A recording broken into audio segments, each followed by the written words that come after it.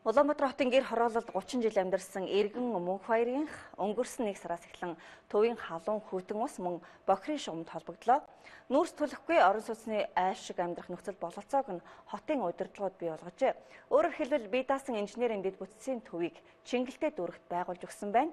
За энэ төв нь өнөөдөр албан ёсоор нээгдэж Мөнх хоёрынхаас гадна 32 айл инженерийн төвлөрсөн шугамд холбогдоод байгааг сэтгүүлч Эрдэнэцэн ханд одоо мэдээлнэ. Чингэлтэй дүүргийн 7 дугаар хорооны хувьсгалчдын гудамжны 200 айлын 33 нь утааны их үүсвэр нүүрсний галлаагаа зогсоож яндангаа буулгаад байна. Тэдний нэг бол Мөнх хоёрынх, тэрээр яг энэ гудамжинд суурьшихулаад 20 гаруй жил болж байгаа бөгөөд халаалтаа нүүрсээр шийдсээр иржээ. Харин Чингэлтэй 7 дугаар хороонд инженерийн дэд бүтцийн төвийг төсвийн хөрөнгө оруулалтаар хотын удирдлагууд барьж өгснөөр эднийх нүүрс түлхэхгүй тоглог дулаахан болсноо хэлж байна. Одоо манай эндхийн 200 айл баг ихэнх нь бэлэн болсон байгаа. Одоо энэ чинь хөдөлгөөний өдөгөөс л одоо ингээл биднэрт эхэлж туулцсан хэд штэ. Тэгэл би бол бацаа үндэ бол тэгэл ер нь хэцүү болох гэх. Та барыг тэгэл яриа л эцтэй гэж бодсон. Тэгэл намар нь ингээл баг бэлэн болчихсон юм.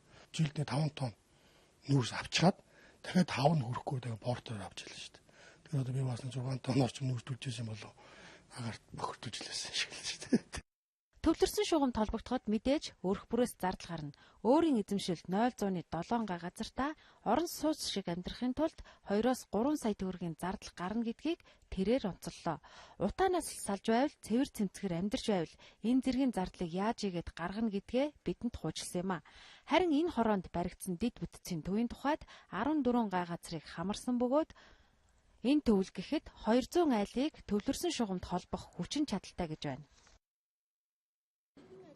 Одоо бол 33 холбогдсон байна. Одоо өнөөдрөөс ингээ холбогдож байгаа 28 айл юмаа бэлтгэжэл одоо холбуулъя гэж онгоолгоод холбуулъя гэж байж байна. Халбар холбогддог нь 18 айлын дунд 85 ходог гэдэг бол 3-аас 4 айлын дунд нэг ходог байгаа. Тэр хотгоос салбарлаад нэг холдоо нэг салбар шугамуд нэг 50 м нэг айл, ойрдоо нэг 15 м 20 м-т татж байгаа 5 шугамаа. Чингэлтэй дүүргийн 7 дугаар хорооны хувьсгалчдын гудамж яг одоо миний зогсож байгаа энэ газрын 200 орчим айл өрх төвийн одоо төвлөрсөн шугам сүлжээнд холбогдож байгаа юм.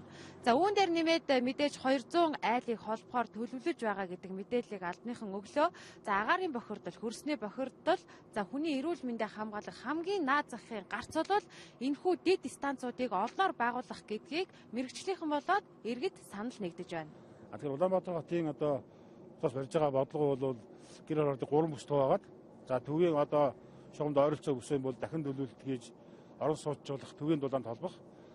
За хоёр дахь дундын одоо энэ бүс одоо өнөөдрийн байгаа шиг энэ завсрын бүст бол одоо төвийн дулаан шугам ажих боломжгүй бүсний хэсэгдсэн юм сервис центр юу 200 хүртэл айлуудыг дундын одоо ийм бус дулаанд дамжуулах хангах ийм төвөөдөг байгуулах ийм одоо бодлого 3 дахь буюу алсын бүстэй бол бас бие даасан одоо байдлаар дулаан халаалтын шийдэх дан ганц төр оролцохгүйгээр эргэн бүр санаачлагтай байх шаардлагатай юм. Чингэлтэй дүүргийн 7 дугаар хороонд л гэхэд дэд бүтцийн төвд холбогдохын тулд 28 айл шинээр орон сууцаа барьсан бол 104 айл дулаалгын аян өрнүүлжээ.